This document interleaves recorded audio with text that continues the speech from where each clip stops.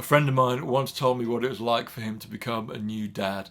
One of the things he told me was that he would come home from work sometimes, and as he opened the front door, he would see into the kitchen, and on the kitchen side would be this mug of tea that he had made for his wife before he left for work way back in the early part of the morning, and she hadn't been able to drink it. All day she'd been focused on this baby with so many needs, and all day she'd been overwhelmed by the competing demands for her attention that she hadn't had time to invest in herself and get this cup of tea. And she probably warmed it up in the microwave, he knew, a couple of times, but had never had time to drink the whole mug.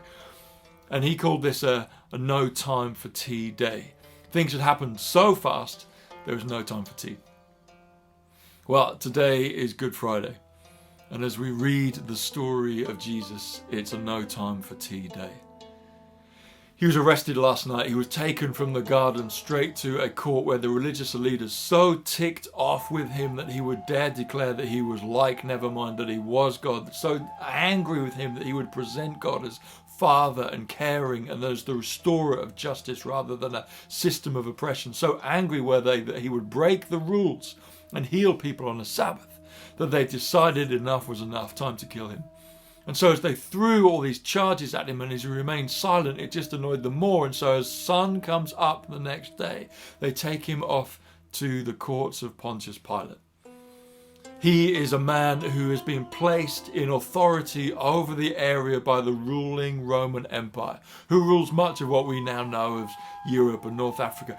And they've placed this man there in charge of the Roman battalions, in charge of the cities, to make sure that any insurrection is kept down and that peace is maintained.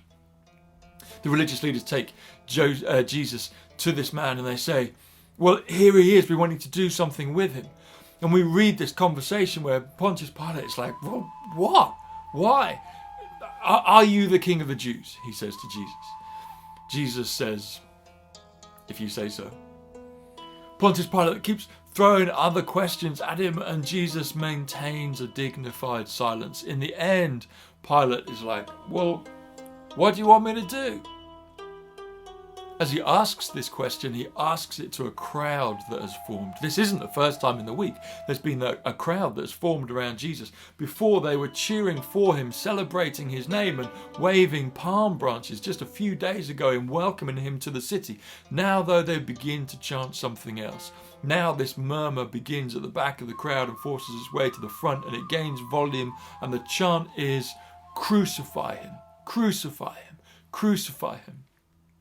There's this public negotiation that happens where, because it's the feast time, because it's this particular time of year, when it's the practice for the Romans to release back to the locals one of their prisoners, there's this negotiation where Pilate says, you really want me to release Barabbas, the murderer, and you want me to do something with this guy that seems to be really kind to everyone and can make food and wine appear out of nowhere? Is it like, you want me to lock that guy up and you want me to let the murderer loose? Is that what you want?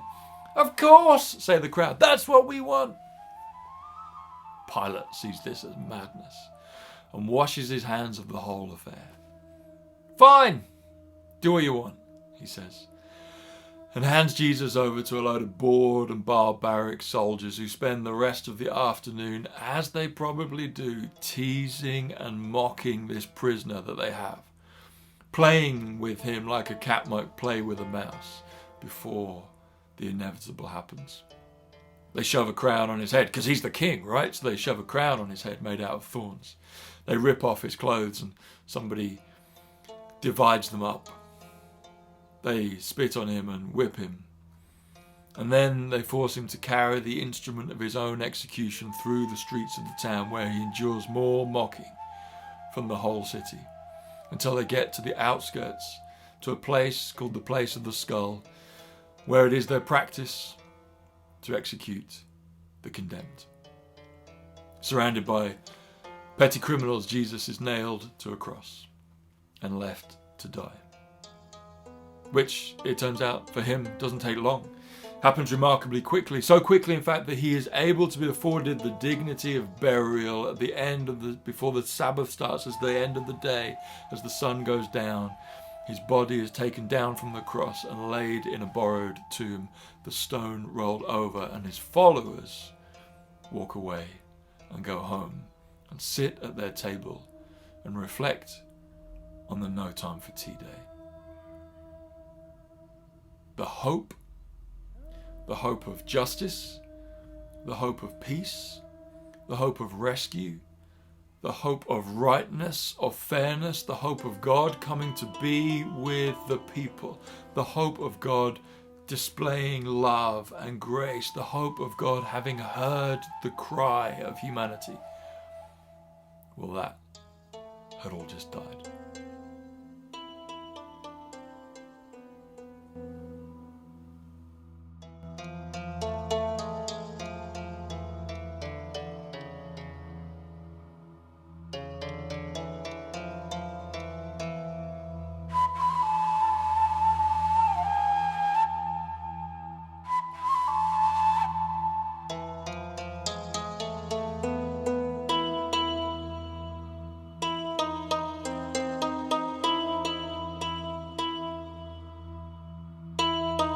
Jesus, as we travel with you this week towards the cross, may you be welcomed and celebrated in our hearts.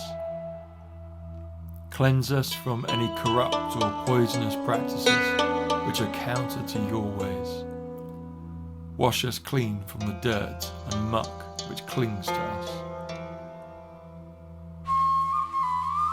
As we worship you, spending ourselves on you, may we know moments of joyful intimacy and healing communion. Help us to keep watch in prayer, to forgive rather than retaliate, to seek justice and build peace, to wait for you in the silence and remember your broken body which makes us whole. As we travel with you this week towards the cross, in the name of Jesus. Amen.